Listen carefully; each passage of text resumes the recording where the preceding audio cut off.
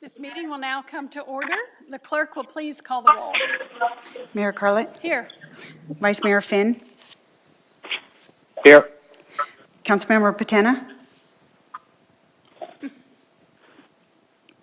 Councilmember Patena,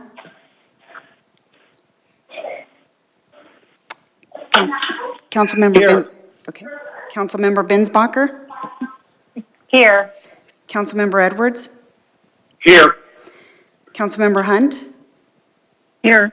and Councilmember Dunn. Here.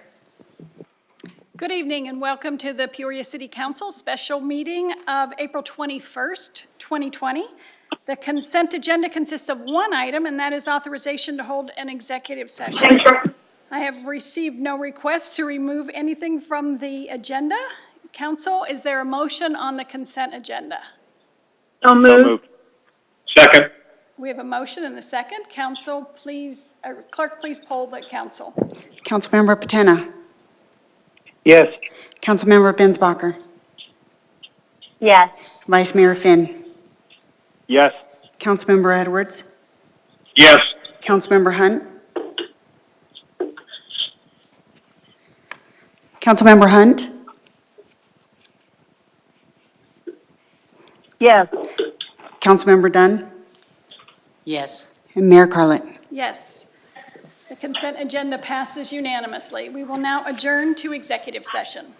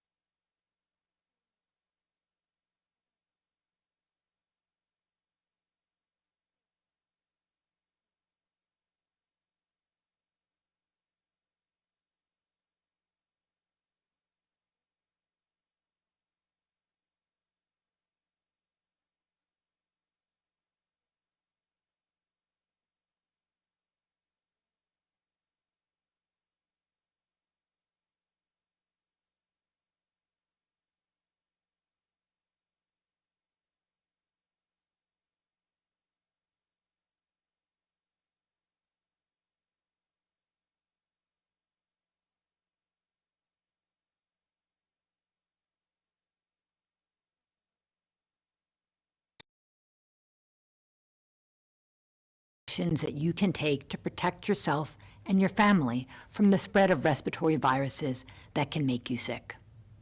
These include stay home if you're sick, cover your cough, and wash your hands.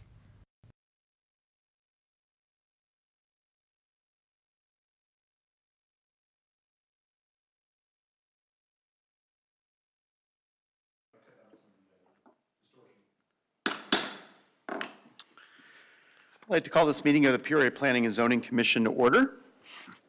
Welcome everyone who's watching tonight's meeting remotely as we adhere to social distancing guidelines to ensure everyone's safety. While I'm the only one here behind the dais, we have other members of the commission joining us by phone tonight. To see who's on the line, we're going to begin with a roll call. Vice Chair Jay Otluski. Yes. Present. Secretary Brian Patterson. Present. Commissioner Sean Hutchinson. To ensure everyone's safety. Commissioner Sean Present. Thank you. Commissioner Linda Grice. Present. Thank you. Commissioner Clay Alsop. Present. And finally, Commissioner Tony Fighter. Present. Thank you, and Chair is obviously present. I'd like to read an opening statement to begin tonight's meeting. This commission is composed of Peoria citizens who have been appointed by the City Council to serve on the commission as a civic responsibility without compensation. Our duty is to study and review planning and zoning issues within the city of Peoria. The commission hears zoning cases, holds public hearings, or may conduct a study session on a topic. Decisions made by the commission are forwarded as written recommendations to the city council, who takes final action. Due to the impacts of the COVID-19 pandemic, which have prompted declarations of a public health emergency at the city, county, state, and federal levels, this April 9th, 2020 Planning and Zoning Commission meeting will be conducted using measures to protect public health. Consequently, tonight's Planning and Zoning Commission meeting will be held remotely through technological means as permitted under Arizona law. Specifically, public access to the Planning and Zoning Commission meeting is restricted in order to prevent a large or close gathering of the members of the public to promote social distancing. Please advise there will be no call to the public during tonight's meeting. While members of the public are not permitted to attend the meeting in person, they are encouraged to listen to the meeting remotely by viewing the meeting via the live stream broadcast at Facebook at Facebook at City of Peoria AZ, or YouTube at Digital Peoria. In addition to viewing online, Peoria residents may also view the meeting live on Cox Channel 11 or CenturyLink Channel 8509. These measures are in place to limit the need for members of the public to participate in large public gatherings while ensuring that the discussions, deliberations, and actions of the Planning and Zoning Commission are transparent and conducted openly. Should members of the public have comments or questions regarding tonight's agenda, we ask that they submit them in email to planning@peoria.az.gov. Comments that were received by the department prior to this meeting tonight will be read under the record during the respective agenda item. All hearings are conducted in accordance with the rules for procedures and Robert's Rules of Order. Each case will be called in the order in which it appears on the agenda unless otherwise announced during the meeting. And in the interest of maintaining a fair and efficient hearing, the commission will adhere to the following steps. Chair will open the case. City staff will then provide a brief report and recommendation. The applicant is then invited to give a presentation. The chair will read the submitted testimony provided by the public in advance of the meeting. After all of the testimony has been taken, we'll invite the applicant back up to provide any rebuttal or final statements. Finally, we will have the commission discussion and decision. Any member of the public may appeal to the City Council the decision of the commission regarding a conditional use permit. The appeal must be submitted in writing to the Planning and Community Development Department within 15 calendar days of the date of the commission's decision. All commission recommendations on public hearing items, including general plan amendments, rezones, zoning code amendments, and special plans, move forward to a regular City Council meeting. The City Council will then act on the recommendation of the commission. The City Council may concur with the decision, modify it, overturn it, or remand it back to the commission for further consideration. And that, ladies and gentlemen, concludes the opening statement. Our first item of business tonight is the consent agenda. The consent agenda is for items that are routine in nature and consists of 3 items tonight. We have item 1C, disposition of absence. Discussion of possible action to approve the absence of Secretary Brian Patterson from the Planning and Zoning Commission meeting held on March 5th, 2020. Item 2C, discussion of possible action to approve the minutes of the Planning and Zoning Commission meeting held on March 5th, 2020.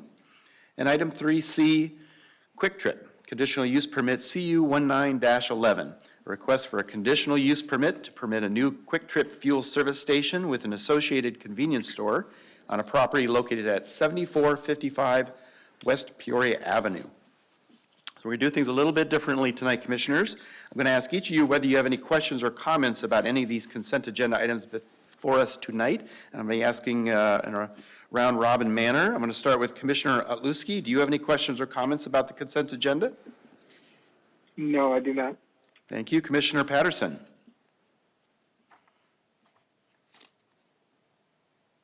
Commissioner Patterson?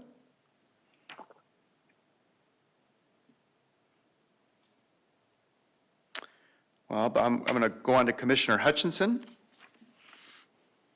No questions, Chair. Thank you. Commissioner Grice? No questions. Commissioner Alsop? No questions. Thank you. Commissioner Fighter? No questions. I'd just like to say that I'm excited about the reuse of that vacant Walgreens at that corner. So No questions. I have no questions. Great, thank you. Did I hear Commissioner Patterson say you have no questions?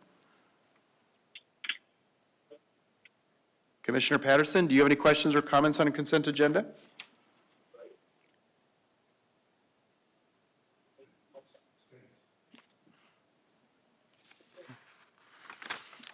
Can we continue? Did you hear yes? Okay. All right, sounds like we're having a little bit of audio difficulties here, but I think we've heard from everyone. With that, I'm going to request a motion at this time, and to ensure we accurately capture who's making the motion, commissioners, please state your name, if you would, before making your motion. May I have a motion on the consent agenda? No questions. No questions. Chair, this is John Hutchinson. I'm making the motion to approve the consent agenda. Thank you, Commissioner Hutchinson. We have a motion This to... is Tony Fighter. I'll make a second. Great, thank you, Commissioner Fighter. We have a motion and a second to approve the consent agenda as presented. We'll now take a roll call vote on the motion to approve the consent agenda. Commissioners, please respond with yay or nay. Commissioner Otluski? Yay. Commissioner Patterson? Commissioner Patterson? Seem to be having difficulties with Commissioner Patterson's line. While we're figuring that out, I'm going to move on. Commissioner Hutchinson? Yay. Commissioner Grice? Yes. Commissioner Alsop? Yes. Commissioner Fighter? Yay. All right, and chair votes aye as well. Do we try Commissioner Patterson? Can you hear us okay, Commissioner Patterson? Yes. All right.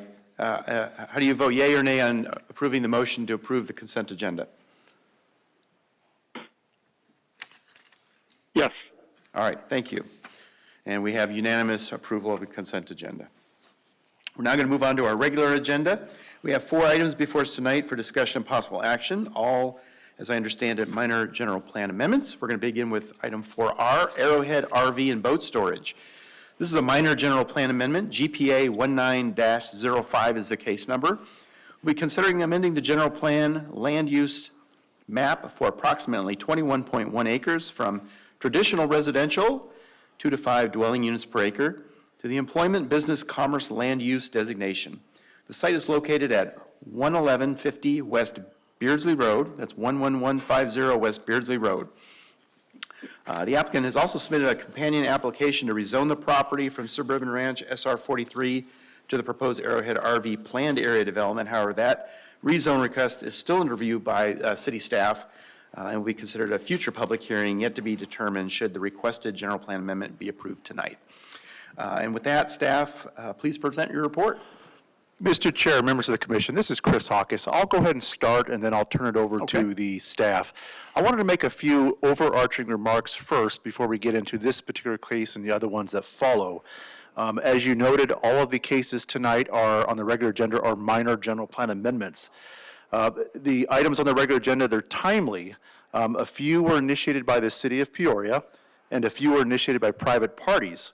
They pertain to last refinements proposed for the general plan. With your recommendation, these will then move forward to the April 21st City Council meeting for final action. On a month later, on May 19th, we will be asking the City Council to place the final version of the general plan on the November ballot. The final version of the general plan may or may not include these last refinements. It depends on how the actions go, obviously.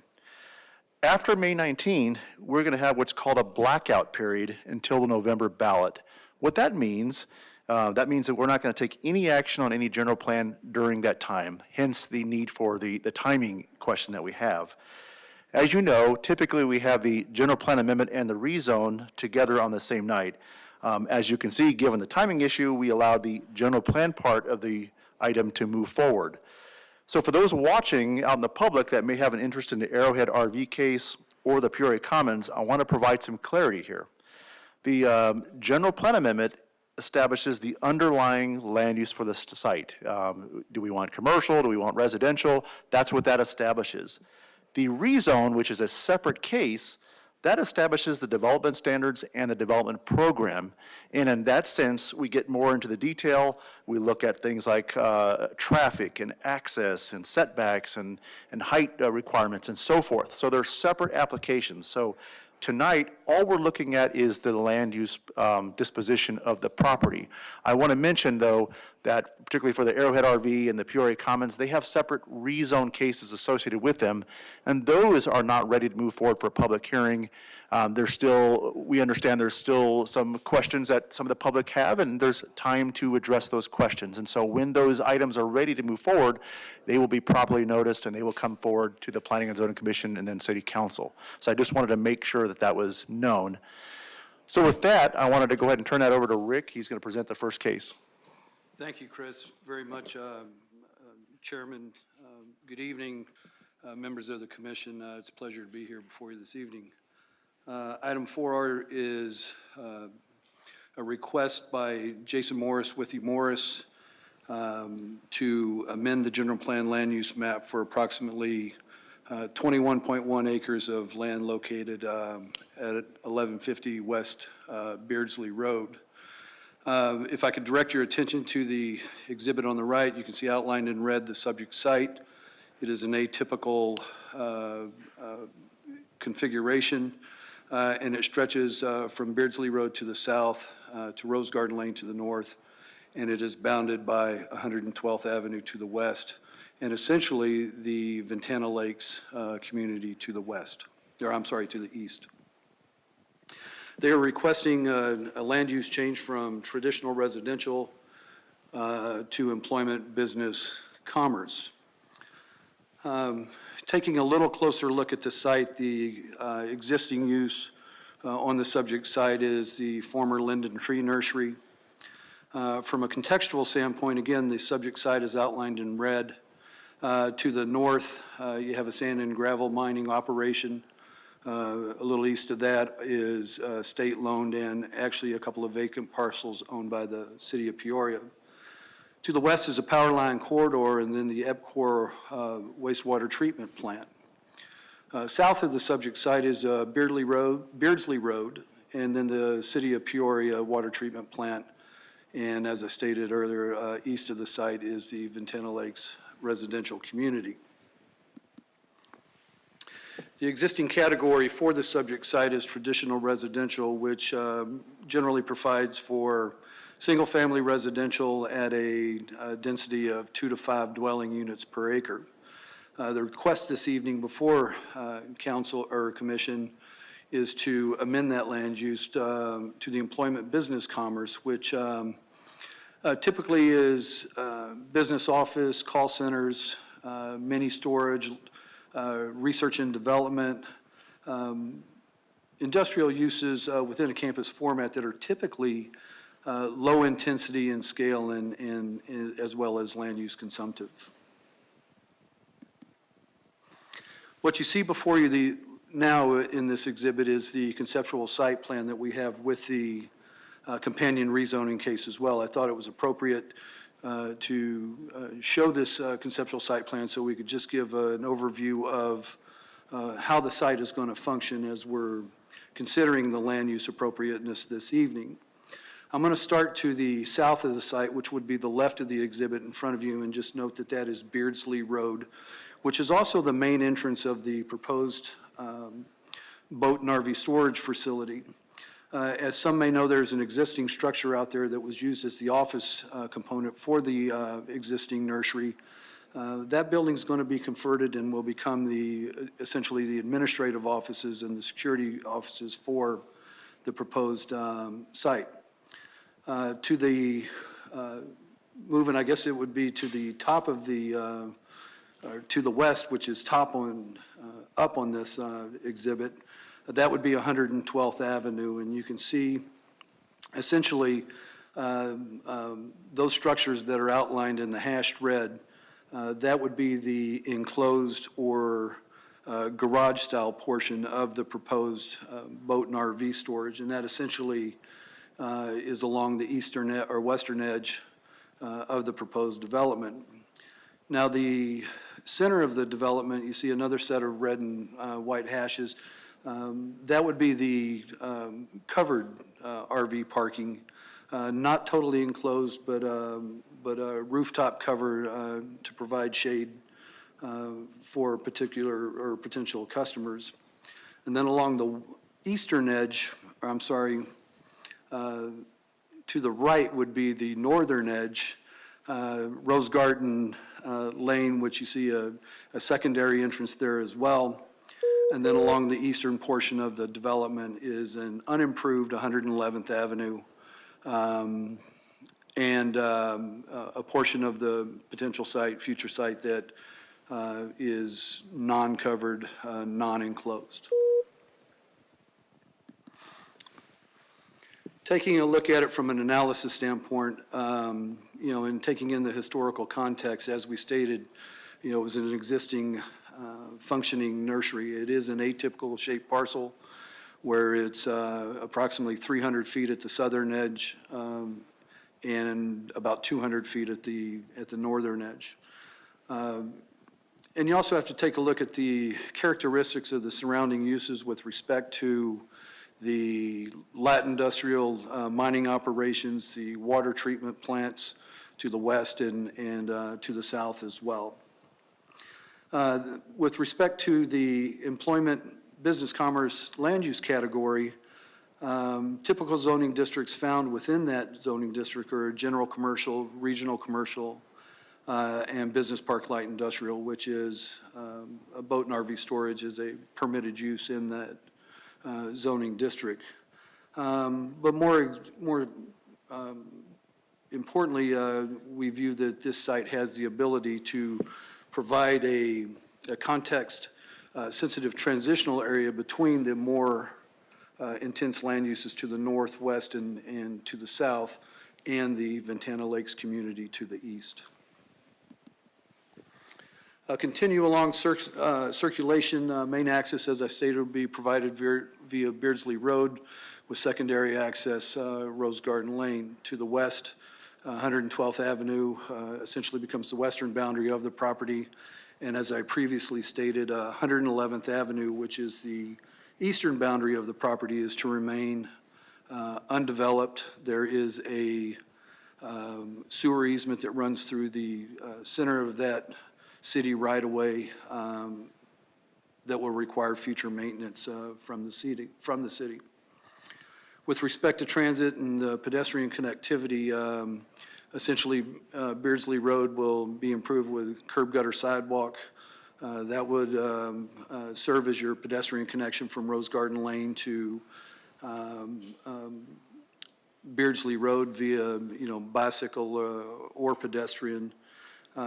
Connectivity within the site is really not anticipated or desired, certainly given the nature of the proposed business on site. And additionally, with this development, there are no anticipated impacts on the existing transit in the area as well.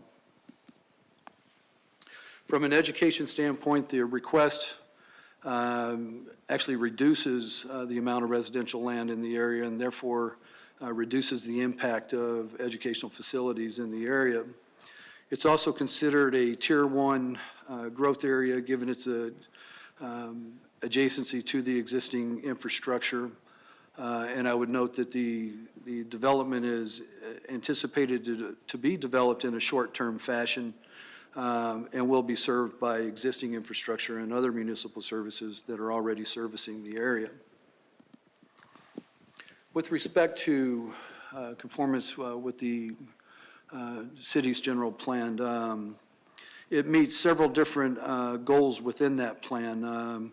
It supports a robust and sustainable economy, and it really does promote the business-friendly city that Peoria is striving for. It also creates a balance of land uses and integrates a variety of compatible uses, and establishes in neighborhoods and provides additional services for the local neighborhoods. But I think also it's important to note that it also, protects existing residential areas from incompatible land uses, which when you look at this from a compatibility standpoint, you really look at character as really as a kind of a textbook case for meeting this requirement and creating this opportunity for buffering requirements. With respect to public outreach, Notice of the application and hearing, postcards were mailed to owners within 600-foot radius, and all registered homeowners associations within a 1-mile radius. A legal ad was published in the newspaper, and the site was posted in accordance with city requirements. A neighborhood meeting was held on February 6th of this year at the Sunrise Mountain Library, where approximately 11 individuals attended that meeting. Comments from the residents really focused on operational issues within the site itself with respect to traffic generation, hours of operation, 111th Avenue and security. So it really focused more on again, on the operational needs of it than specifically to the land use request that's before us this evening. And I would just take a moment to reiterate what Mr. Hawk has said earlier, and that is that, there is a companion rezone case associated with this. We're in the process of addressing and discussing appropriate mitigation measures through the rezone case.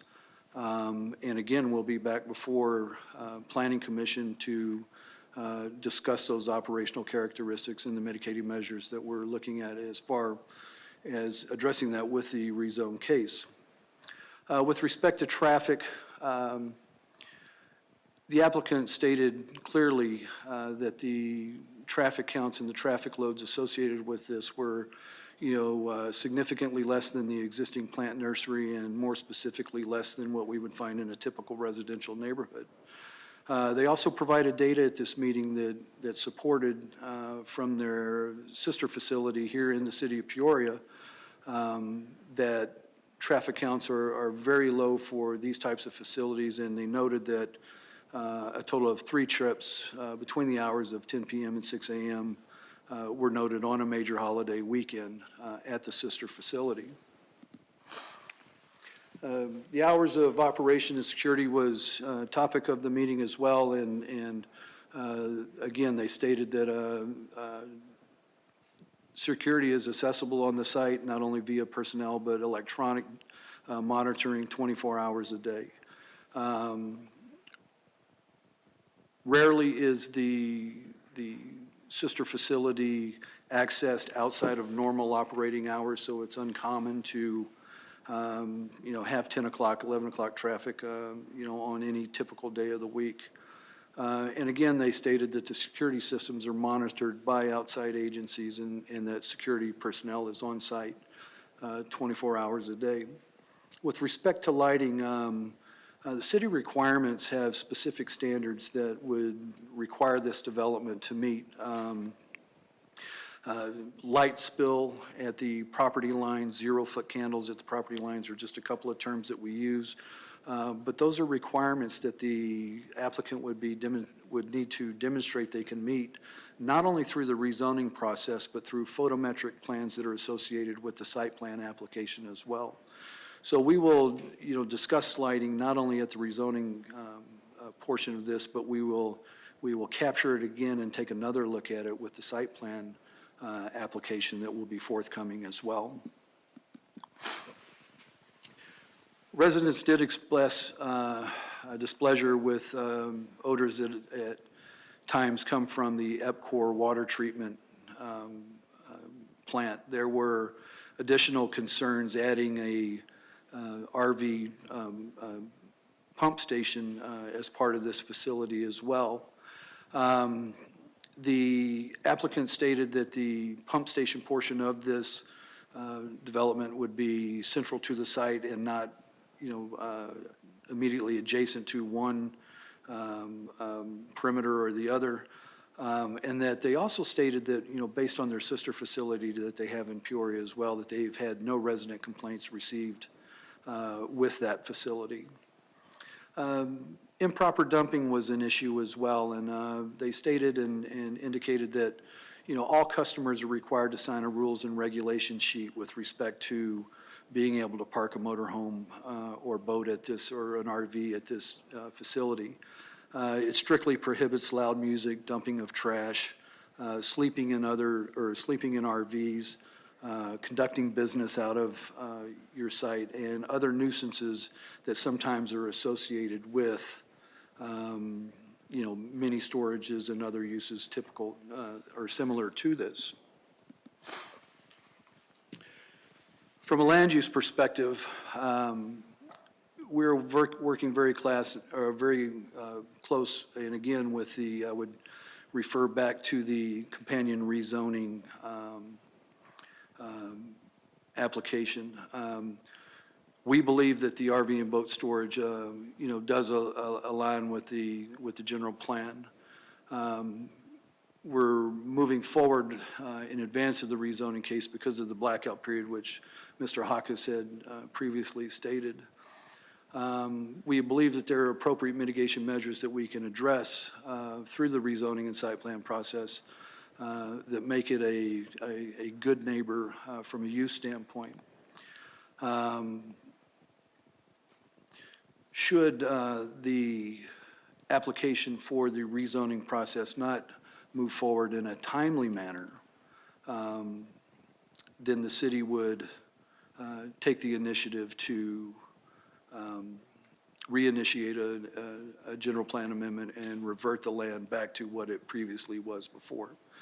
Through the rezoning application, again, I would just mention that it's a single-user PAD that is specific to a boat and RV storage. So they work hand in hand together, and without getting both, we would take the measures necessary to make sure that nothing other than the boat and RV storage facility would be developed in this location.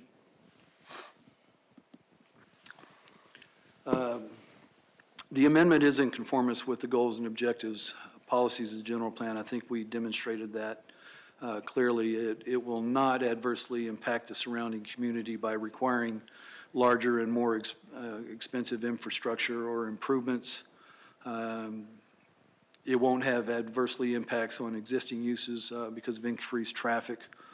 And it will not affect the livability of the area or the health and safety of the residents in the area. Therefore, staff's recommendation before you this evening is approval of the general plan amendment before you this evening, more specifically GPA 1905, and we ask that you recommend a favorable recommendation to City Council. Chairman, that concludes my presentation. I'll be happy to answer any questions. The applicant is here as well, sir. Thank you. Great. Thank you for your report, Mr. Williams. Commissioners, I'm going to go around and ask if any of you have any questions or comments related to this item for staff specifically. Commissioner Otluski? Not a question as much as a comment. It just seems that this is a good fit for that land use and the location at that. I think that as presented, it would make sense moving forward with this minor general plan amendment. Thank you, sir. Great, thank you, Commissioner. Commissioner Patterson, do you have any questions or comments regarding this item? No, I just think it's a very good use for a very awkward parcel. Thank you. Commissioner Hutchinson, any questions or comments on this item to staff? No questions or comments, Chair. Great, thank you, Commissioner Hutchinson. Commissioner Grice, any question or comments for staff on this item? No questions or additional comments. Thank you. Commissioner Alsop? No questions or comments. Thank you. Commissioner Fighter? No comments or questions. Thanks. All right, Chair has no questions either. I'm going to go ahead and open up the public hearing. We have the applicant present, it looks like, tonight. Do you wish to speak? I do. Perfect. If for no other reason, it's nice to get out of the house and speak to someone. So Isn't that the truth? And the rest of the commissioners, I appreciate this. I appreciate the accommodations that have been made by staff. I'd also like to compliment staff. This has been a very long-term application, and we've met with staff several times over the months of this application. Mr. Williams made an excellent presentation. I'll try not to reiterate everything he said. We'll just make some of the comments we have specific to our application. You mind if I interrupt you real quick? Could you get you to state your name and address for the record before you go into your comments? My apologies, Mr. Chair. I'm clearly out of practice. It's been a month. Jason Morris with Withy Morris on behalf of the applicant. And your address? I would like the power. We do have a presentation that I'm going to go through if I can. Your address for the record as well, if I could get that. Thank you. It's 2525 East Arizona Billmore Apologize if I Circle. missed that. Okay, thank you. All right, go ahead. Perfect, thank you. Mr. Chair and Commissioners, this gives you an overview of the site context, and I'm going to skip some of the slides, but I would like to point out, again, something that staff mentioned and I think is integral to the relationship between what this use is proposed for, more importantly, why we're enjoying staff support for this application. Essentially, we are sandwiched between two water treatment plants and a mining operation with further mining operations further to the west. And at the heart of this application is a site that's 22 acres as a gross parcel, or a little over 21 gross acres, but in terms of usable net area, it's about a 15-acre parcel, which means a 15-acre parcel, given this designation, really is challenged to develop as a single family. More likely, you would see it as a multifamily application if it were anything. But in terms of what the ideal use is, to the extent that anything could be considered an ideal use, the idea of a storage context on this piece, acting as a buffer between the more intensive industrial to our west and to our north and to our south, and the existing Ventana Lakes to our east, provides that ideal urban planning context. In addition, something that is a positive coincidence is that there is actually a buffer between this use, the old 111th Avenue right-of-way, which is not utilized as right-of-way, but does provide 50 feet before you get to Ventana Lakes to the east, which also on the exterior of Ventana Lakes, there's a 30-foot easement on the backside, meaning that from our property line, we enjoy an 80-foot buffer before you even get to any of the buildings that are proposed or any of the structures that are proposed. So essentially, we have a buffer built in before we get to this use, but I would also propose that in and of itself, this is a buffer use with very low traffic, very low activity, and less activity than any of the existing uses. You could move forward. This gives you a closer look at that site as well as the surrounding neighborhood and some of the more intense industrial uses. Thank you. One of the abilities of this type of use is we're actually getting reuse of the existing structure. Their existing structure that serves the nursery now is a somewhat unique building. We're going to be improving that building, and that will not only act as an administrative office, but will also serve as a on-site residence for the couple that will be the full-time managers of this facility. And I mention that, Mr. Chair and Commissioners, because it's important to the residents to the east that there are eyes on this property. There was concern that if you're going to develop this type of thing, they wanted 24-hour security, 24-hour eyes on site, and we have that by virtue of the on-site residents. Go ahead. One of the comments that we heard early on was to make sure that there were no view impingements. There were folks in Ventana Lakes to the east who mentioned during our neighborhood meeting that there were concerns that there may be some more of view impingement as this is built. I'd like to point out nothing on this site is going to be above a single story. And more importantly, as you can see from these exhibits, that the views are extraordinarily limited in this area. Thank you. The general plan request was covered so thoroughly by Mr. Williams, and it was obviously gone through at great length in your staff report, but I would like to point out, in this instance, we are asking for the employment business commerce designation, but more importantly, staff is matching that designation for this use, meaning that if this use does not become a reality in terms of an application, which we have already filed, the general plan designation would, the staff would look to change that designation back to the residential to make sure there are no other uses within that category that could possibly take advantage of that general plan context. Go ahead. Again, I'll go through these quickly. In terms of the land use, this employment designation does fit, and it does allow, because it is the only designation that we can use that is a low-intensity designation for this property. Go ahead.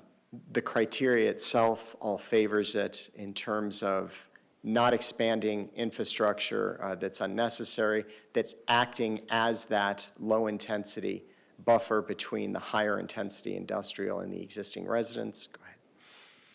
And we can go forward on that.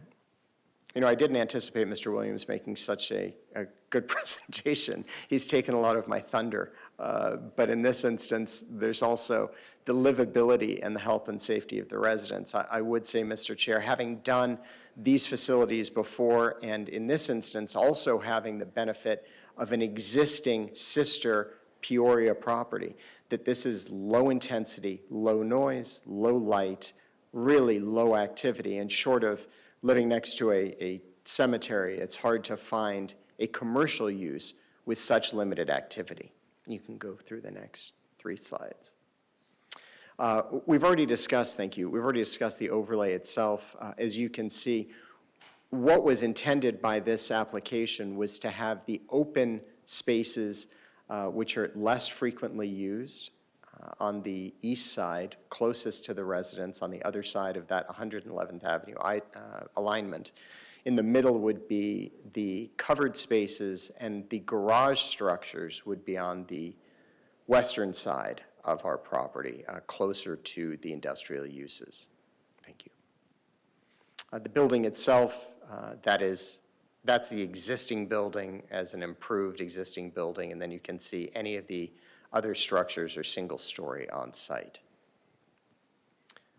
Just by way of information, this is the existing Arrowhead RV and storage facility in Peoria, to give you an idea of that. This, just again by way of information, this was taken in the middle of the workday, so that gives you a sense of the amount of activity, and I'm sure you know what storage and either boat storage or self-storage facilities are like in terms of their activity. So this is typical of that.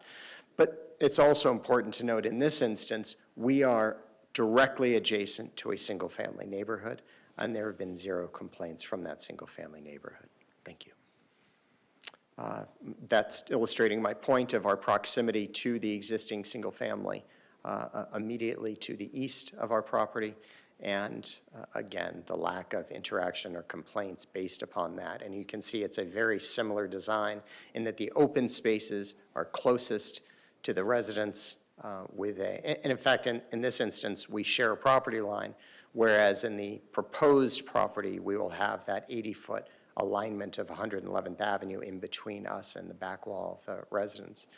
And we have the covered spaces in the middle and the garage spaces on the western side, on the far western side. Thank you. Mr. Chair, I appreciate the opportunity to be here tonight. I would hope that the Planning Commission would follow staff's recommendation. I'd be happy to address any other questions and look forward to coming back in the very near future with our application for rezoning to the Planning Commission. Great, thank you. If you wouldn't mind hanging at the podium, I want to ask the commission, my fellow commissioners, if they have any questions of you. Commissioners, do you have any questions or comments for the applicant? I'm going to start with Commissioner Otluski. Do you have any questions or comments? No, I don't. Thank you. Commissioner Patterson? No questions. Thank you. Commissioner Hutchinson?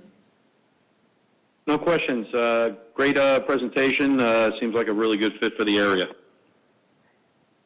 Thank you. Commissioner Grice? No questions. I believe it's a good fit for the area also. Okay, thank you. Commissioner Alsop? No questions. Thank you. Thanks. Commissioner Fighter? No, just a quick comment. My in-laws actually live in a home that backs up to the sister property, and it's such a benign use. It's quiet, and they've never had any issues with that use being literally adjacent to their backyard, and they don't have nearly the buffer that this facility will have. So I have no concerns. Okay, thank you for your comments. May I ask, are you in agreement with the stipulations and conditions? We do, Okay. Mr. Chair. And we look forward to addressing some of the specifics at the actual zoning case. We did have a couple of emails come up on this. Do we have any additional besides what I have in my hand? Okay. One is, would mind if could you stay up here a little longer just to address some of the concerns that were raised by a couple of residents here. First one is James and Teresa Lovell. They write, I'm going to read their email. Thank you for the opportunity for affected Peoria residents to have input on this project. We're concerned with the zoning change from residential to light industrial. Many of us purchased our homes with this understanding and are concerned that your actions negatively affect our home resale values. If zoning can be changed with little regard to existing property owners' concerns, then no one is protected in Peoria. If this facility does not prove to be financially feasible with the zoning, will the zoning be changed again too? Number two, hours of operation for this proposed project are 24/7. We know there are similar RV storage facilities that close from 10 p.m. to 7 a.m. This would allow some protection from the noise level of hitching up boats or fifth-wheel trailers in the overnight hours, since this is directly next to our residential area. Point three, the increase of traffic on Beardsley, which divides our community, presents a concern for our safe access onto this road. Her question is, would the recently constructed truck route present a safer access for these vehicles? Beardsley already appears to be negatively affected with current traffic since it is frequently under repair.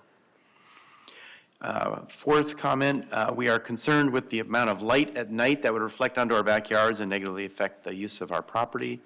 And number five, she writes, they write, height restrictions, line of sight, and odor from the dump station also are concerned. Would you like to address any of those concerns? I can repeat them back. Mr. Chair, I catch can, those? if I may briefly, because I was also provided a copy of those comments. Oh, terrific. And I would hope that some of the comments that Mr. Williams made and some of my presentation address that. But in short, so.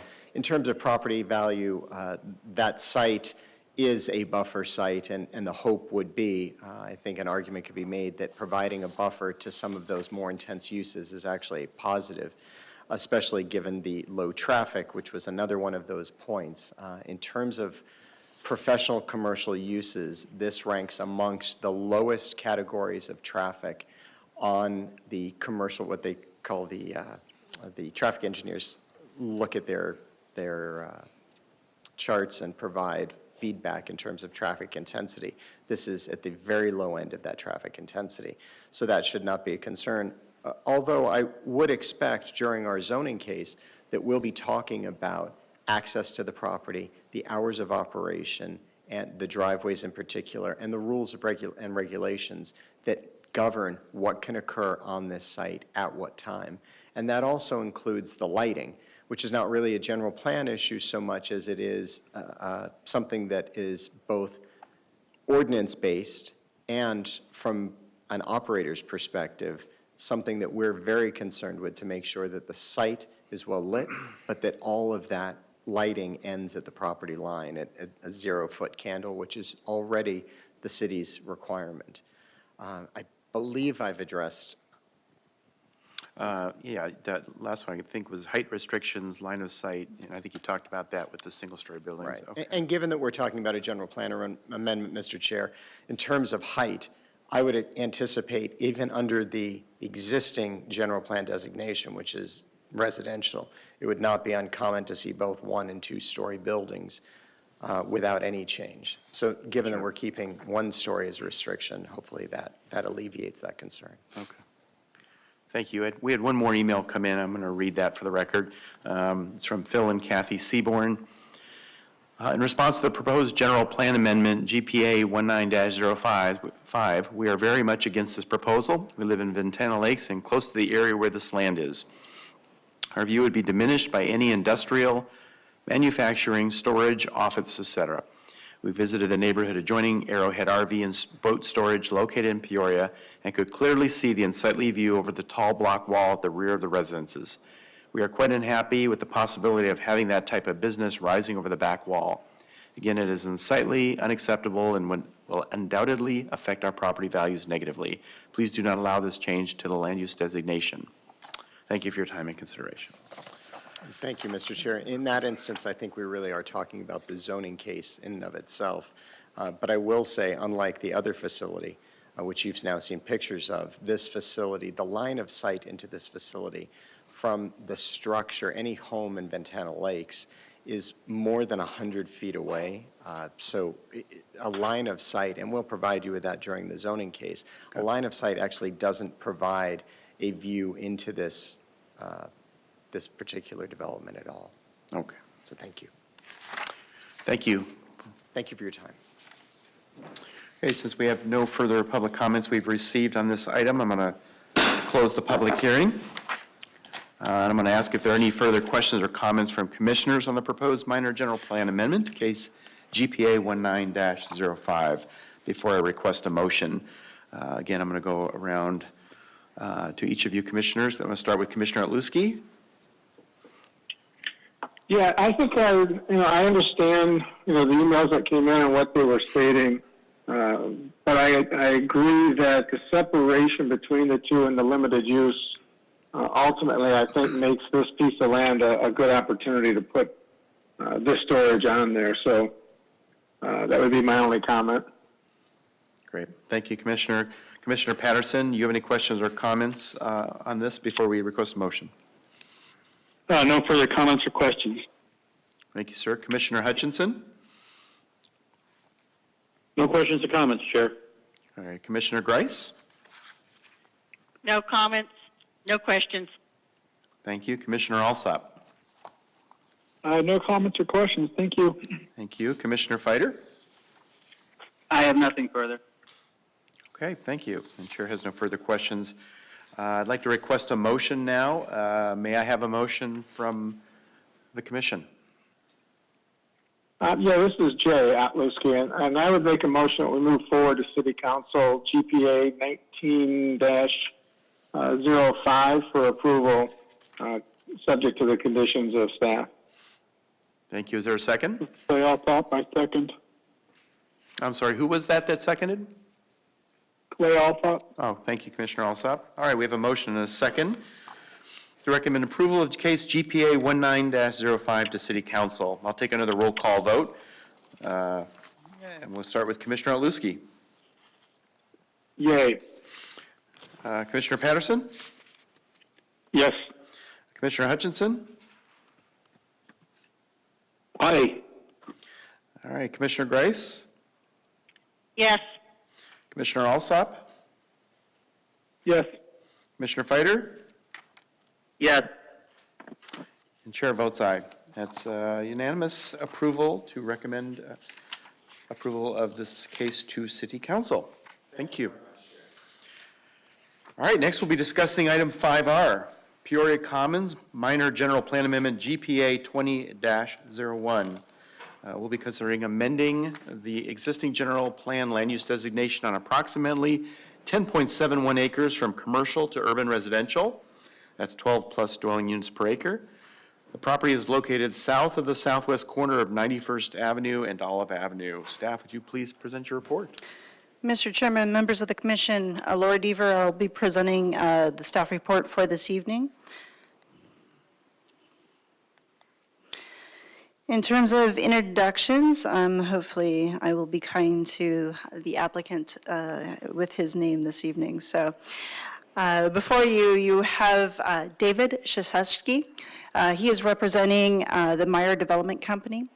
The property in question is located at the south of the southwest corner of 91st Avenue and Olive Avenue. Approximately 10.7 acres, as you mentioned. The request before you this evening is a general plan minor amendment. They would like to change the land use map from a commercial designation to an urban residential designation, that's 12 DU per acre and above. The reason for that request is they would like to do a companion rezoning case for a 264-unit multifamily complex. So this general plan designation change would allow for that rezoning case to move forward for a multifamily complex to be located at this particular site. In terms of site area and context, currently this is a vacant commercial parcel, and it has been vacant for some time. And I'll get into that in a minute.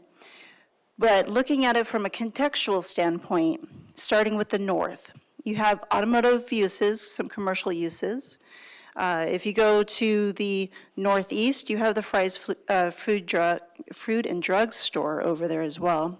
Heading to the south, directly across, would be the Cross Point Community by Mattamy Homes.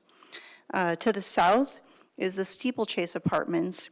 And more importantly, over to the west, you will see is the Loop 101. The interchanges at this particular location would be Northern Avenue and Olive Avenue, and that does play into consideration when we look at this request. From a general plan land use standpoint, we ask two questions, if you will. First one is, what is the likely success of the existing designation that we have? The second request that we look at is, does the proposed request make sense? And if so, does it outweigh what the existing use is? So the existing category, as I mentioned, is commercial. The proposed category that we would like to go to is urban residential. The characteristics in the plan, in the general plan, outline what we would expect if this was to develop as multifamily. Typically, urban residential, these land use categories are located with high level of access. They're located near services, if you will. They're located near employment centers. They have a diverse range that they can support for housing options. They could be anywhere from apartments, condominiums, townhomes. And they typically are located in areas where they buffer from medium residential density locations, and they kind of act as that transition from non-residential areas as well. So they're kind of in between. So you have single family, medium. This would be a little bit higher than that, and then you would get into your non-residential or your commercial areas. So it kind of acts as that transition towards the higher end of the residential piece. Because it is a higher density product, or a land use, if you will, you would normally see substantial common area open space and recreational amenities provided within the community itself. This is unlike single family where you would have like pools and pocket parks and everything else. So you're really looking at a more centralized open space and recreational amenity package for the residents on the property. So as I mentioned, in terms of looking at this from a review standpoint, we look at it, the request for compatibility and consistency with the surrounding character. We also look at it, the property, from its historical context, and in particular, that is a significant feature on this particular application because of the underlying constraints that are associated with it. We also look at the long-term viability if that use is retained. We also try to quantify the level of success that the development would have if it was to change to that land use category. Now, typically, when we kind of do the balance sheet, the pros and the cons, what we will find is staff's recommendations will predominantly go one direction or the other, either suggest that we retain it or suggest that we move forward with a request. And I'll spend some time on this in particular, but when we did our analysis, we did not have substantial direction to go substantial recommendation to go one way or the other. We had favorable in some areas, and I'll get through as to why. But in particular, what we were finding was the constraints of the freeway design in and of itself and the shape and the location of the parcel really do dictate what this particular site wants to be going forward. So let's go into some historical context because this really does play into the analysis for staff. So before the Loop 101, for those commissioners that have been here a while, so even before Loop 101, approximately in 1983, Ironwood Homes owned property about 80 acres, including this particular site.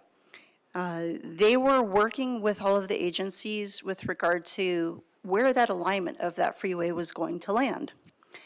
In '84, the city council approved what we know as a precursor of a planned area development, which was a PAD. We called them planned unit developments at the time. So just think, it's like a PAD, if you will. But anyway, city council decided to approve a PUD change to assist developing the property in relation to the freeway alignment.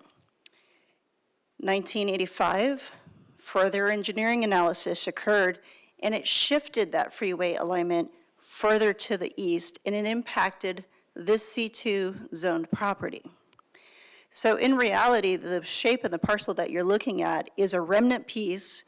It's irregular in nature, shallow depth, and it was the result of final engineering design based on where the Loop 101 ended up. So, 1985, Ironwood Homes came back to the city and shifted that C2 boundary over to match the alignment, okay? So from 1985, it stayed vacant into 2005, when the parcel was rezoned from C2 to a commercial PAD.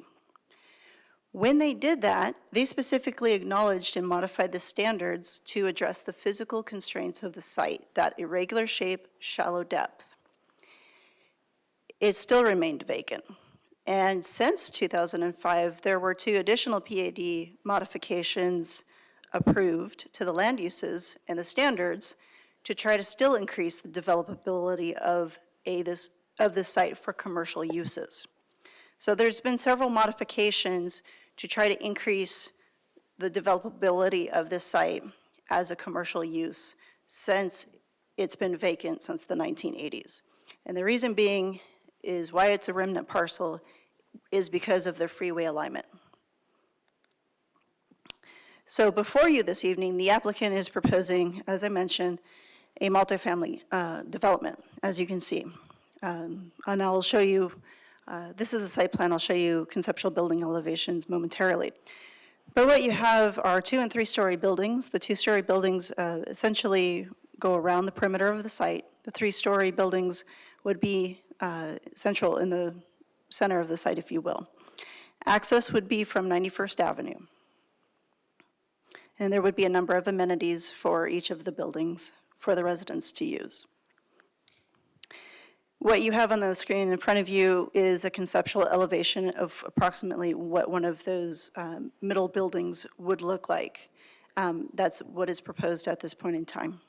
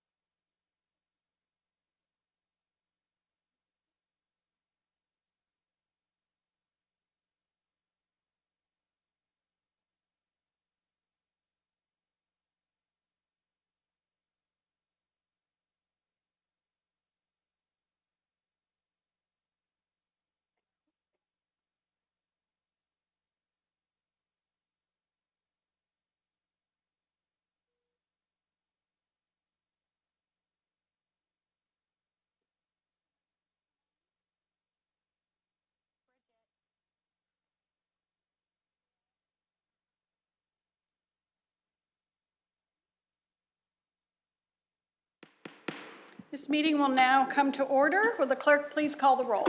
Mayor Carlin. Here. Vice Mayor Finn. Here. Councilmember Patena. Here. Councilmember Binsbacher. Here. Councilmember Edwards. Here. Councilmember Hunt. Here. Councilmember Dunn. Here.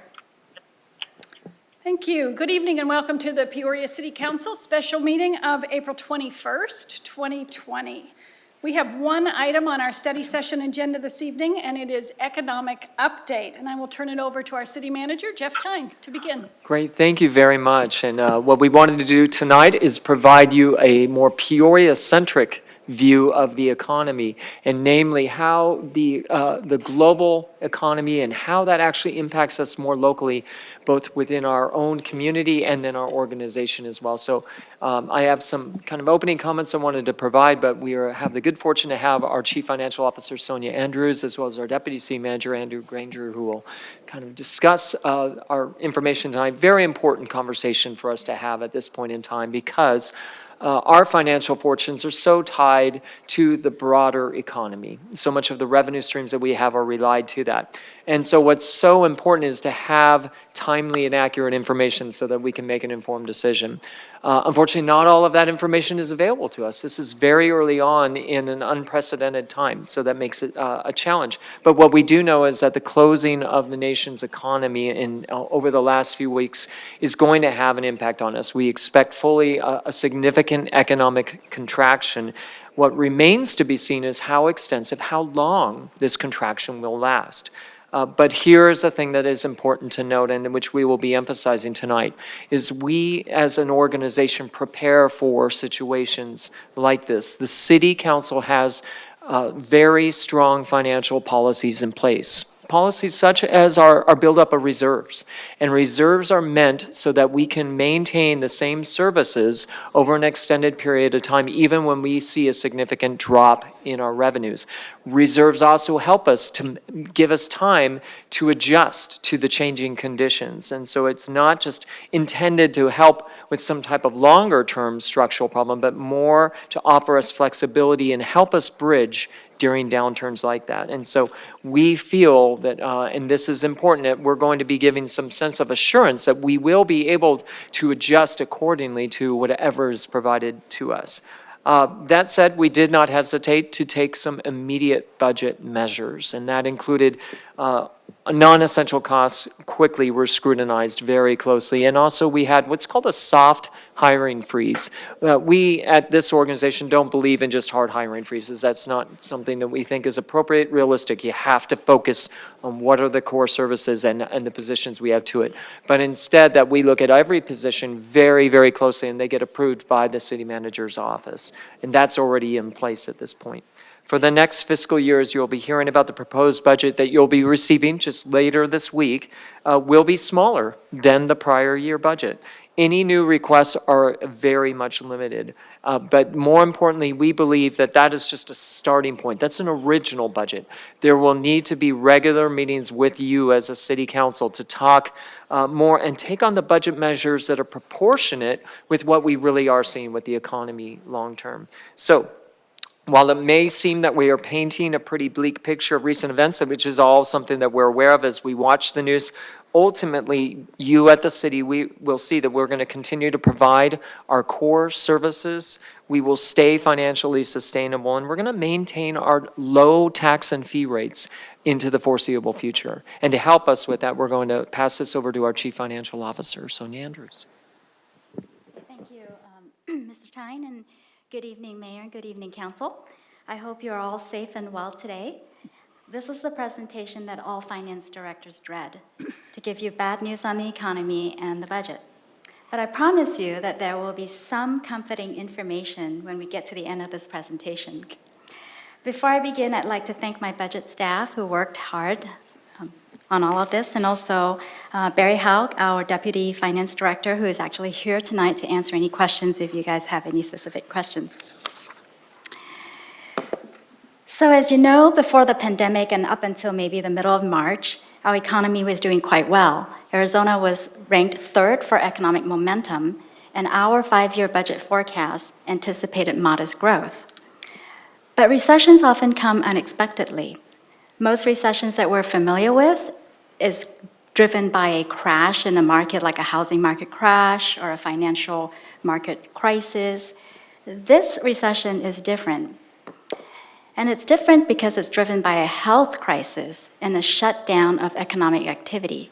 It is also different because of the magnitude and speed of economic fallout, one that no one has ever seen before. So the COVID-19 pandemic is causing havoc on the global economy because of the social distancing and stay-home orders, which has shut down many businesses, especially here in the US. To give you some perspective of how bad COVID-19 is affecting our economy, I'm going to go through and share with you some charts and graphs that's going to show you the economic shutdown and the demand shock, the spike in unemployment, the fall in our consumer sentiment, and also the significant impact to our financial markets. This chart shows the month-to-month change in retail sales that was recently published by the US Census Bureau. As you can see, retail sales in March plunged 8.7% from the prior month. It's the biggest decline on record, and keep in mind that March was only half of a bad month. April and May might be worse. We are experiencing a huge demand shock because of a sudden drop in consumer demand. All industries are affected, but the industry sectors that are most affected are retail, non-grocery retail, because we know there was a run in the grocery side, restaurants, auto, travel, and entertainment. This is relevant to us because Peoria is heavily dependent on sales tax revenues for our operations, and a lot of our sales tax comes from these three categories: retail, restaurant, and auto. Those three categories make up over 60% of our sales tax categories. Another chart that shows the sheer magnitude of decrease is demand in the OPEC oil demand chart that just came out last week. It shows the US consumption, oil consumption, dropping by 20%, and that's the lowest in more than 30 years. Global demand dropped just as much. This is unprecedented, a sign that the coronavirus impact on the economy is very, very significant. So I'm kind of going through all this really quickly, so please stop me if you have any questions. With the significant drop in consumer demand and business shutdown, millions of people have lost their jobs. And if we've heard in the news, jobless claims skyrocketed to over 22 million in the last 4 weeks. And this is a record layoff since the Great Depression. Economists are projecting unemployment might be as high as 15% or even higher. Some projections are as high as 30%. The important thing to note here is there is a disproportionate impact to lower income jobs. And these are workers that typically do not find their next job easily or in short order. And there's also a disproportionate hit to small businesses. And as we have seen in prior downturns, for small businesses, the recovery time in terms of hiring is usually much slower than in larger corporations. Another concern is that if the shutdown drags on, some businesses that are shut may not reopen again, and job losses can be permanent, or the layoff extends to more industries and larger corporations as well. So while we're experiencing this unprecedented spike in employment, consumer confidence also took a nosedive, which is my next chart.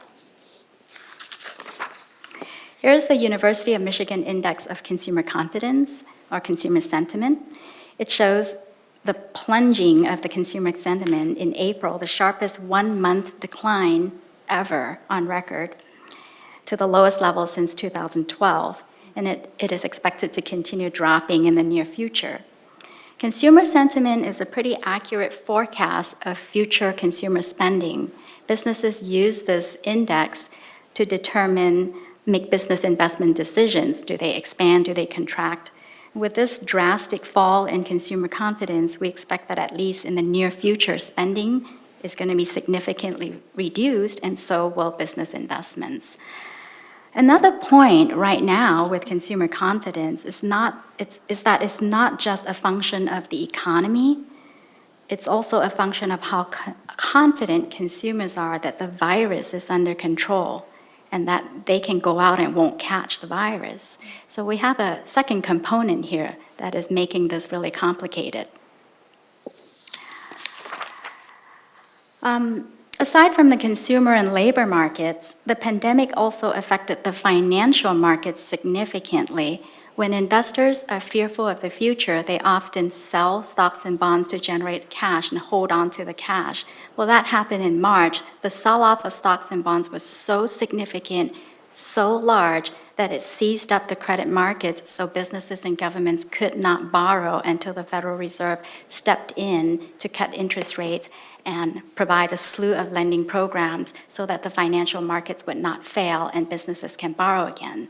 This chart shows the drop in the Fed funds rate to almost zero. It's even lower than the drop back in the Great Recession. They learned from the Great Recession to act quickly, so they acted quickly. So to summarize, the key takeaways on what is happening in our economy are that the COVID pandemic is sending global economies, including the US economy, into a severe recession. Economic activity is shut down, millions are unemployed.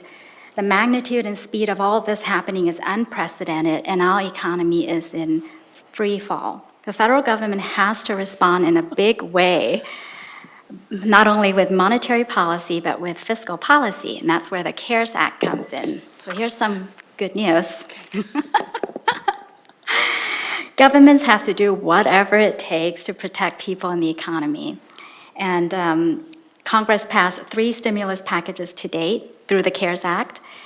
The stimulus packages total over $2 trillion, the largest in modern US history, and we're now close to getting a 4th stimulus package approved. The goal is to prevent the severe recession, try to stop further damage to the economy, provide aid to households, provide aid to businesses, provide aids to governments as well.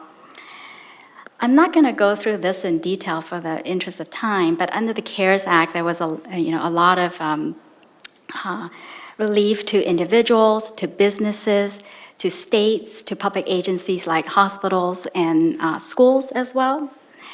The governor of Arizona also responded quickly to provide $50 million in relief funds, deferral of income taxes, and other assistance like school meal programs. And here in Peoria, our mayor also took immediate action to provide assistance like suspending water shutoffs, providing restaurants with banners, doing a lot of business outreach, and we're continuing to explore what assistance we can provide to our businesses and residents. So the big question we have is... Just quickly, Sonia, I just wanted to talk about the Federal Reserve and the federal government. With the relief that they've provided, they've stated very succinctly that that was just the beginning of what they're ready to do. And they would be ready to act on anything as they move forward, and they obviously did today, and they passed another version to help the small businesses with small business loans. That is one of the things that you've seen when you see the stock market that rallied over the last 2 weeks. A lot of people are showing that the reason, the stock market experts are saying that the reason for that is there's never been a recession when the federal government has backed a recovery or prevented a recession as they are doing right now. So there's a lot of confidence in the stock market. We'll continue to see how they support this, but that provides us a lot of confidence moving forward, at least in the stock market as far as the economy is concerned. Good. I was going to ask about that. I mean, $2.2 trillion so far, flooding the economy quickly, and I think that's one of the big things that they did learn from the 2008 recession is that they have to get the money out there very quickly. So they've done that, but I just don't know how successful it is, and I don't know how do we measure how successful that has been? Do we have to wait and look in hindsight, or is there a way to know now? Yeah.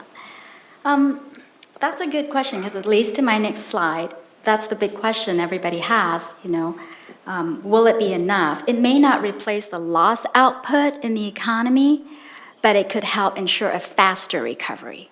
So I think that is, a lot of what we feel that the stimulus will do is a faster recovery. So then the question goes is, well, how fast is this recovery and how will the recovery look like?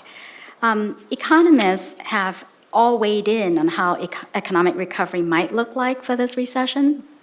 Some thoughts are that, well, first of all, we have to get the health situation under control and we have to get consumer confidence back before we can get economic recovery.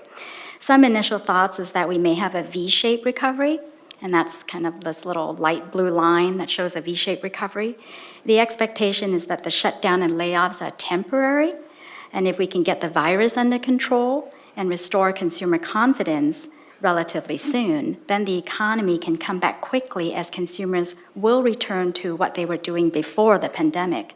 Also, the fiscal and monetary policy responses have been faster and stronger than the Great Recession, and that will help the economy recover faster. Now, most economists believe that we will actually have a U-shaped recovery, so it's a little bit longer and drag out, and a period of a little prolonged weakness, especially if the public health crisis doesn't abate. So for example, we may flatten the curve. We may be able to lift social distancing, but if vaccines are not available, medicine is not available, then economic recovery may return at a depressed level. And the broader concern is that there's a second wave. Pandemics typically have a second wave later in the year, and if that happens, hopefully we're more prepared at that time, but it might also slow economic recovery. Now there's a third, aside from the classic V or U-shaped recovery, some economists think there's a third shape that economic recovery could take, and it's called the square root recovery. So once we get the virus under control, the initial bounce back might be a V shape to take us from near depression level to a bad recession level. So that would be a very good thing. And then from there, the recovery will depend on pent-up demand, permanent damage, so that will take a path of its own. So that's a square root shape. The bottom line is there is still a lot of uncertainty in how and when recovery will occur. And by now, you're probably asking me, what is the comforting information you promised earlier, right? I'm wondering that, yes. So I guess the comforting information is that regardless of what the recovery looks like, the city's financial position is very strong. And we are going to closely monitor the situation and our revenue picture. The impact to our budget will be significant, but we will do whatever it takes to get us through this and keep our financial position strong. And I hope that that's a piece of comforting information for you and our residents as well. I'm going to stop here for a moment and see if there's any questions or any additional comments from Jeff and Andy before I move over to the city's forecast. Council, do you have any questions or comments at this moment? No. No, Mayor. I don't. I would just reiterate what Sonia said is we are in a strong financial position. It's because of our strong fiscal policies that we've adhered to for more than a decade that got us through the last Great Recession that we had in 2008, 2009. And it's going to continue to get us through this, whatever it is. And we're going to monitor this closely. And we're, as our city manager stated, we're going to continue. We're going to show you some of how we're going to proceed with our budget that we're going to present in 2 weeks, and some of the measures that we're going to take to address that. But then going forward, even after that, once the budget's approved, that doesn't mean that it ends. We have to monitor what our revenue impacts are going to be and continue to take action in whatever form or fashion. And we'll be coming back to council periodically to present on what those actions will be. Thank you. Okay, so let's talk about the city's budget forecast and our response to this very bad economic situation. A few comments before we get into our forecast. Our budget forecast through at least fiscal year 21 will be linked to the health situation and the economic events that unfold, meaning that as these events change, our forecast will change as well. Our challenge is that these events are changing weekly, if not daily. So what we present to you tonight may change next week or maybe even tomorrow, depending on the events that are unfolding. The other challenge we have also is that we have a delay in tax data. Currently, our March tax data, we do not get till early May. There's a 2-month delay in tax data, and there's income tax we won't even know till 2021. So in order to put a forecast together, we looked at the forecast done by JLBC, which is the state's budget office, other cities, economists, but they also have highly speculative forecasts because they also do not have sufficient data at this point. So as we go through the forecast in the next slide, we just need to keep this in mind, that we do not have solid data currently. So here is our forecast of general fund local sales tax revenues. Local sales tax makes up 30% of our general fund revenues. It is the largest source of our general fund revenues. We are projecting a 3.3% drop in this fiscal year and a 15.3% drop next fiscal year. And let me explain this fiscal year, which is maybe some comforting news here as well. Our fiscal year starts in July and ends in June. So we're really in the last quarter of our fiscal year. The first 9 months, we were seeing strong growth that was in line with our budget. And so we're really looking at the last 3 months where we're looking at a significant decline. So even if with the last 3 to 4 months, over 16% decline, the rest of the year combined, we have a net decrease of 3.3%. As of February, we have already collected $37 million in local sales tax in our general fund. So we do not anticipate a significant decline this fiscal year. So that's hopefully a comforting piece of news. Next year, however, we have forecasted a 15.3% drop. And as a comparison, during the Great Recession, we saw a 13.8% drop in 2009, the first year of that Great Recession. And then the second year of the Great Recession in 2010, we saw a 4.8% drop in our sales tax revenue. So at a 15.3% drop, it's deeper than the first year of our Great Recession. And it's in line with what we're seeing in the economic picture that we just shared with you earlier. I'm going to move on to the city's total, general fund total revenues. Do you have any questions regarding the sales tax forecast? Council, do you have any questions? No, I don't. No. No. So Sonia has been very clear about it, but I just want to reiterate to somebody who might be watching from home and who maybe moved here from the Midwest, you know, that most of the revenues that those municipalities receive are from property tax. And that is not the case in the state of Arizona. Most of our revenues are from sales tax. And then that's good news because people who come to visit in our cities, a lot of tourism, they contribute to the revenues that we receive. But the bad news is that it is very volatile based on the market. Mm-hmm. So this is one of those situations where it is the bad news that we receive our revenues based on sales tax. So we are now going to talk about how prepared we are for that. Mm-hmm. Yes. Thank you. And I want to spend some time on the general fund. So as I mentioned earlier, local sales tax makes up about 30% of the revenues in the general fund. So there's also other revenue sources in the general fund like property taxes, fees and charges, ambulance revenues, state shared revenues. State shared revenues includes income tax allocations. There's like a 2-year delay in that. So in fiscal year 21, we're really getting the allocation from 2019. So even though our sales tax revenues and the state shared sales tax revenue is decreasing, we are anticipating an increase in the income tax allocation and also our other revenues in the general fund, which is another piece of comforting news for us. And so because of that, our total general fund revenues we are forecasting the decrease is 2.4% this year and 3.6% next year, because it's offset by the increase. The sales tax decrease is offset by the increase in some of these other revenues. Now, in the outer years, we will see some decline from the income tax reduction. So the important thing to note here is even though these percent decreases may seem small, our expenses are increasing. So if revenues are decreasing and expenses are increasing, especially for 2 or more years, we have a significant budget problem that requires budget action. This type of revenue decline spanning multiple years cannot be solved by using reserve funds alone. Taking budget actions to curtail spending is the prudent financial management step we must take. So the general fund has about $46 million in reserves.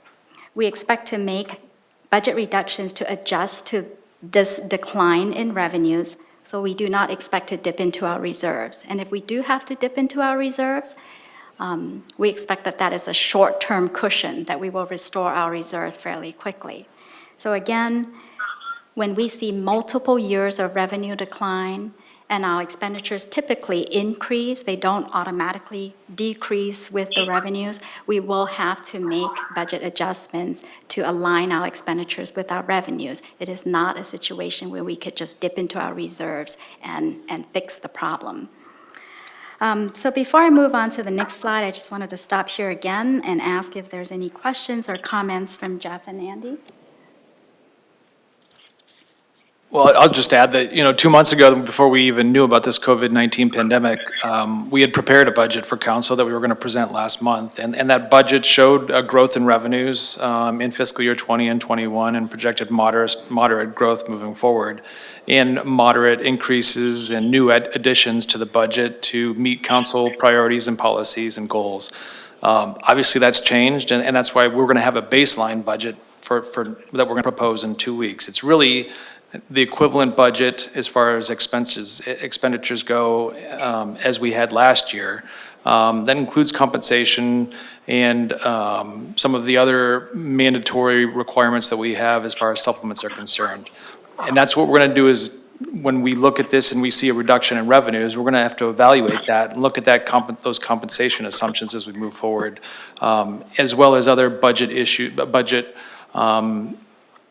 expenditures that we have and continue to potentially look at positions as far as how we fill those and look at travel requests moving forward. Those are some of the things that Sonia's going to go through in a minute here and talk about as far as evaluating and addressing those issues from an expenditure standpoint.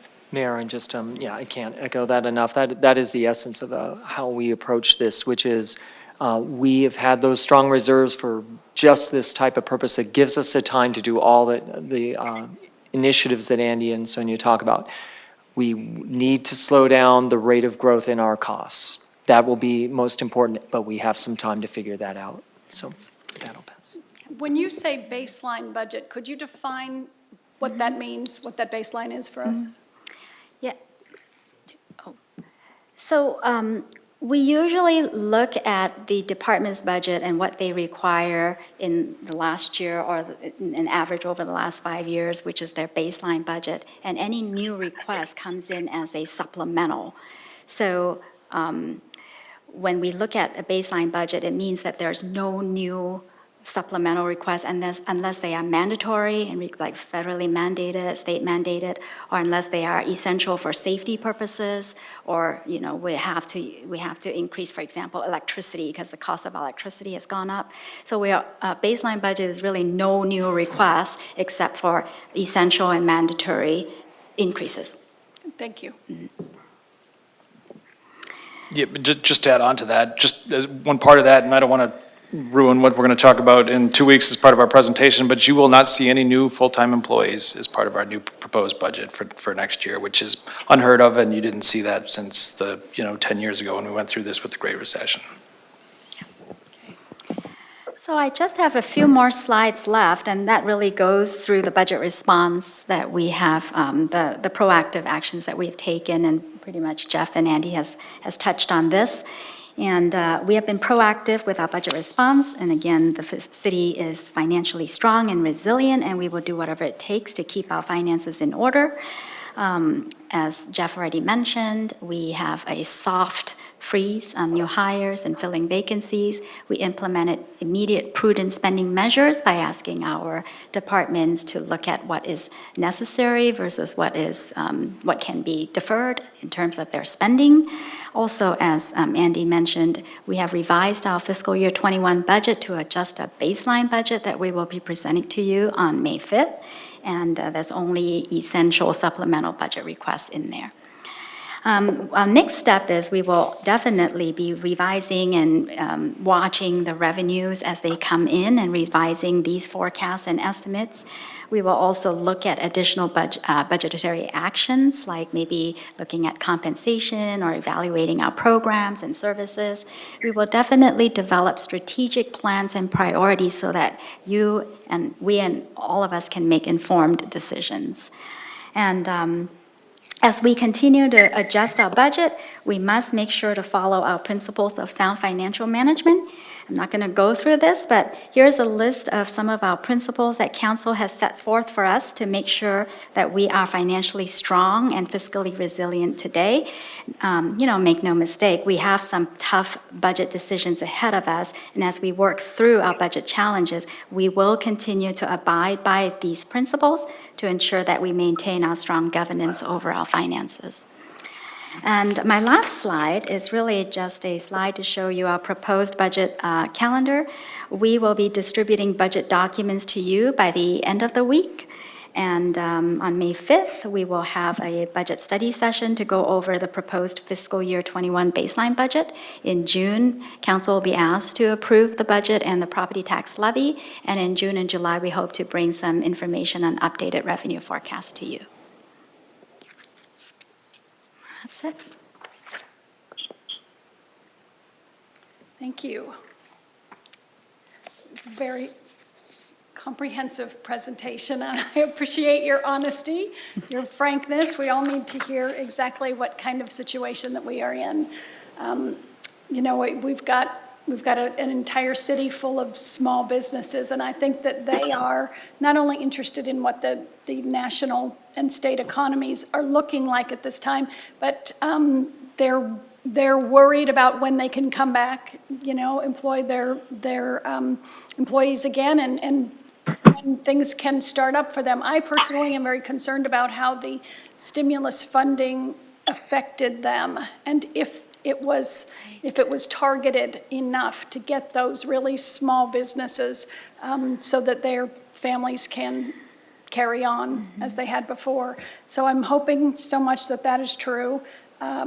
But in spite of the fact that we've been a growing city for a long time, and we're not going to be putting any more personnel anywhere on the street, we are still going to have a safe city. Yes. We are still going to have Yes. all of our public safety Yes. services in place. When you call 911, you will still receive a response from police and fire and ambulance, all of the above if you need them.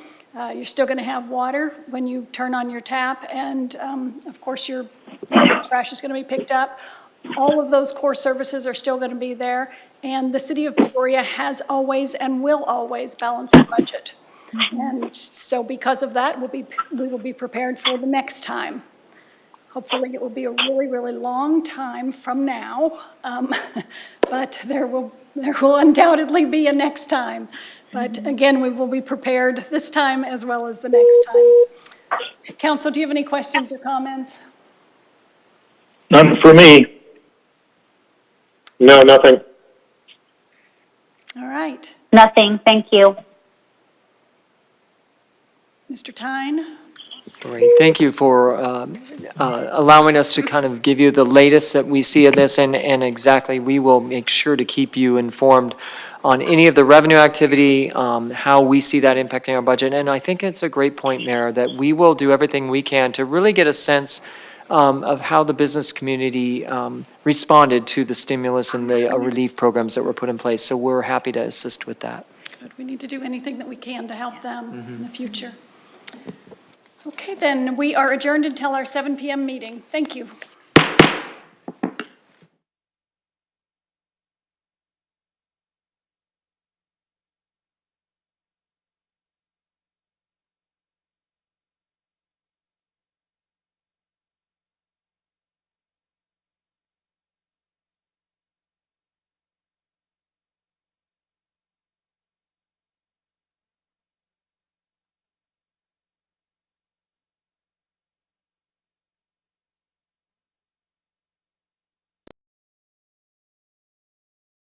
of place and placemaking opportunities within our commercial employment in Old Town settings in particular. So we are excited about those efforts. You'll see those efforts through various commission meetings in the future, because we've kind of talked about that briefly. We're also working with our design review board to make those changes as well. So we don't want to forget our friends in transit and transportation there as well. They're looking, they've got a number of initiatives, but one that I did actually mention tonight was the expansion of transit within the community. That is a topic of interest, and so our transit staff are looking at ways to move and increase those opportunities forward, looking at and so you'll see more to come in that regard, but that's also one of the actionable items that will be moving forward relatively soon. If you have had the opportunity, we actually have a pilot program that you'll see green markings where the bicycle lanes are. They're on Thunderbird, and I'm kind of blanking on the other ones, 83rd Avenue. And so you'll see that. We were doing a test case and to see what method of application holds up the best money for the, value for the money, so to speak. And so they're looking at expanding that program down the road. And so that's just one of the ways in which we can kind of have everybody share the road in a safer manner, and it creates that visual cue for drivers to say, that's a diversion area, or that point of possible conflict, respect where the bicyclists are going to go, that's their area, versus in the drive lanes on that one. So I'm actually kind of excited because we're kind of taking lessons learned from other communities and we're making it Peoria. So in terms of, let's see, one that is near and dear to Mr. Lemke's heart is the expansion of the adaptive traffic cameras. So every time we have a new signal that goes in, or we're updating an intersection and we're replacing signals, they're adding more cameras in kind of that intelligent traffic system that we showcased to commission a while ago. But we keep expanding the network, if you will, and that has been a great success for the community, and we look forward to continuing that moving forward. In terms of healthy neighborhoods, definitely want to increase our ability to access healthy foods for our residents, and so we're looking at making changes to the zoning ordinance and a few other documents in order for that to occur. So stay tuned, we'll be reporting on that down the road. And we're looking to establish and expand programs to foster and to retain home ownership, and in particular, that is also something that is near and dear on everyone's mind at this point in time as well. And last but not least, on the arts and cultural enrichment, if you haven't had the opportunity, the staff has provided an RFP out, a call to consultants, if you will. They're looking at updating their arts master plan that will actually allow city staff to identify best locations for public art installations, and it actually has a much larger scope than that, but that is an exciting aspect because it's blending that aesthetic with the built environment. And so both arts folks, the Arts Commission, city staff, multiple departments are working together to take that and move that forward. So that should be a great endeavor. We will be bringing that back up as a project update to commission down the road as well. And last but not least is Superior Public Services. As always, we try to be responsible and respectful of our taxpayers' dollars that we receive. And so we're looking at our CIP budget in terms of looking at technology. And in particular, our normal course of business is changing even daily as we speak.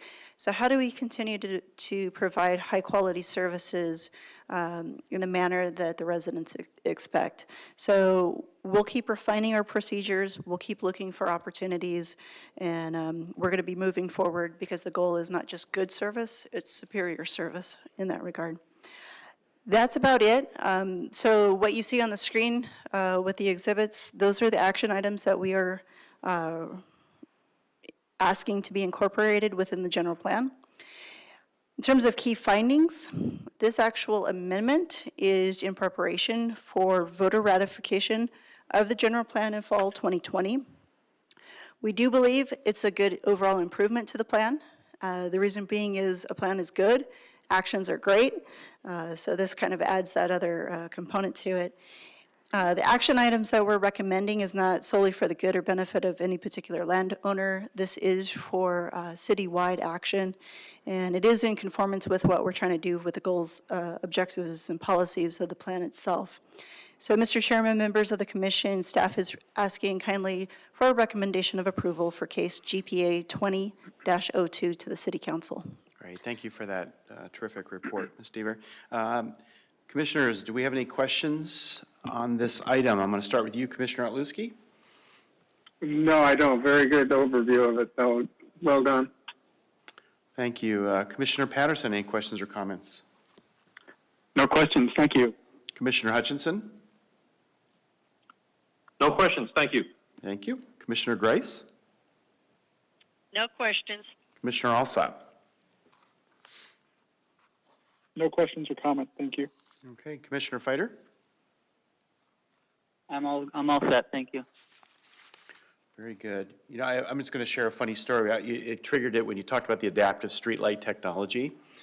So back in the old days when we drove our kids to school, and they weren't homeschooled as they are now, it seems like it's an eternity ago, my son goes to Cactus High School, and we would head down 67th Avenue, turn down Greenway Road, and head to 63rd Avenue. And without a doubt, every morning we would get caught by this light. We detested this light, particularly my son, because it would put him right to the edge of being late for class. And you remember me telling him when we had toured the traffic control center, I talked about the really cool thing we have in Peoria is adaptive street technology. It senses when a car's there, it stays green when it sees traffic, and it uses the smart technology, et cetera, et cetera. Anyway, so he used this opportunity to say, well, where's this smart adaptive tech, I don't know what he called it, but where's this smart streetlight technology, Dad? I says, son, we're not in Peoria, we're in Glendale. Yeah, you miss it when you don't have it, let me just tell you. As we sit there every morning watching no cars go by and just twiddling our thumbs for it seems like an eternity. So glad to have that and wonderful to see that our plans are to expand that technology. Anyway, all right, very good. I'm going to, do we hold a public hearing? We would hold a public hearing for this one as well, wouldn't we? So I'm going to go ahead and declare the public hearing open. Have we received any questions or comments from any members of the public on this item? No. We have not. Okay, very good. I'm going to go ahead and close the public hearing then. Before I request a motion, are there any further questions or comments from commissioners on case GPA 20-02 before I request a motion? Commissioner Otluski? No, none. Commissioner Patterson? No, thank you. Commissioner Hutchinson? No questions, Chair, thanks. Commissioner Grice? No questions. Thank you. Commissioner Alsop? No, thank you. And Commissioner Fighter? No, thank you. All right, seeing no questions or comments, may I have a motion?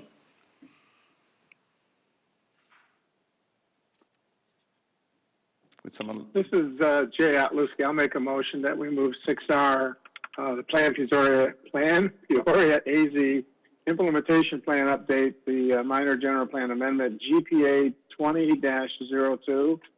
We move that forward to the City Council. Okay. Commissioner Patterson, second. Thank you, Commissioner Patterson. We have a motion and a second to recommend approval of case GPA 20-02 to City Council. I'm going to do a roll call vote. Commissioner Otluski? Yes. Commissioner Patterson? Yes. Commissioner Hutchinson? Aye. Commissioner Grice? Yes. Commissioner Alsop? Yes. Commissioner Fighter? Yes. And Chair votes aye. And it passes unanimously. Thanks, everyone. Let's see, our next action item before us tonight is item 7R, Plan Peoria AZ Land Use Map Update Minor General Plan Amendment GPA 20-03. This again is a city-initiated minor amendment to Figure 2, 2040 Future Land Use Map within Chapter 3, Smart Growth of the Plan Peoria AZ General Plan. I'm assuming, Ms. Deaver, you're going to be presenting on this one as well? No, Mr. Chair, members of the commission, I'm going to give Lori a break now. Give her a break, well deserved. All right, Okay. Mr. Hawkins. You bet. So item 7R, this is a city-initiated amendment. Hang on a second here. Let's advance the slideshow here. All right, here we go. City initiative amendment, as you may recall with last year's cycle, we comprehensively updated the general plan. As part of that update, we included brand-new land use categories, and we had a brand-new future land use map. That, of course, was adopted by council in November. At the time, we had noted to the commission that we had been in regular communication with a few stakeholders, including the State Land Department and Property Reserve, and the Property Reserve manages what's known as the Bard Ranch property along Loop 303. While the new land use map is substantially reflective of those joint planning efforts, there was still some ongoing discussions in regards to some limited refinements. This amendment therefore reflects these final small adjustments that I'll talk about tonight. We have 4 to talk about that were not able to be included as part of the 2019 map.